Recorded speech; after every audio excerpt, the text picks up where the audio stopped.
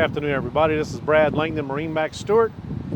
Today I'm going to walk you through a 2026 260 LXF. We'll start up here in the bow. You have your removable backrest for your forward seating.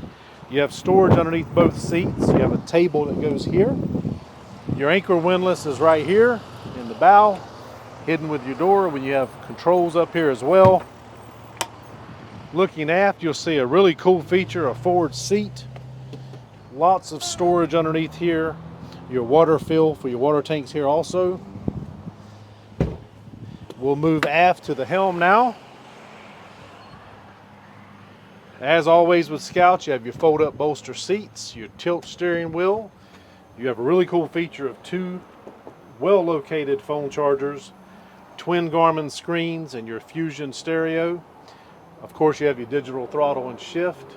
Up top, you're going to have your Mercury vessel view, very well labeled switches, and your VHF controls up top.